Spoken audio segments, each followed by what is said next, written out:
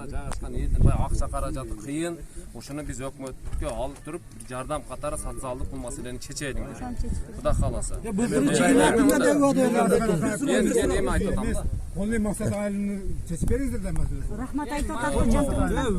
Ошону чечип атат да турдуңлар. Ким туруңуздар бар? Сүйлөп атат. Биз мына бүгүнкү күндө мына биздин мына чек ара кызматынын аскерлерине рахмат айтышыбыз керек. Рахмат айтышыбыз керек. Ошолор жок азыр бир мен сүйлөп алайын. Ошолор зым тоспосо дагы, зым тоспосо дагы ошону түртүп карап киргизбей турат.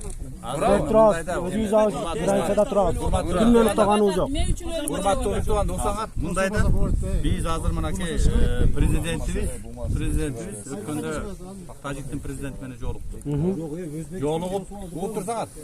Тажиктин президенти менен жолукту. Рахман менен жолукту. Тынч тез аранын ичинде чечели деди. Мына азыр группалардын биздин жана чек ара маселеси боюнча адистердин баарын күчтөп атабыз. Билген адистердин баарын коюп атабыз. Өзгөчө ушу Баткенде түштүк жергесинде жашаган биздин жерлерибизди билген, элдин кайсы жерден кандай болуп жашап жүргөн шартын билген адамдардын баарын коюп атабыз.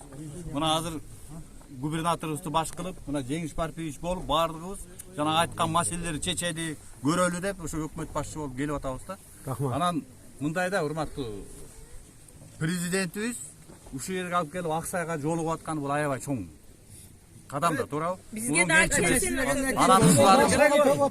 анан эми мындай кылалы. Азыр мынакей переговорный процесстердин баарын күчөтөбүз азыр. Тез аранын ичинде жанагы өзгөчө ушундай жана шахмат деп атпайсызбы? Ушундай жашаган жерлердин баарын тез арада кандай кылып чечебиз деп, мына азыр маселени коюп, мына азыр кетишет.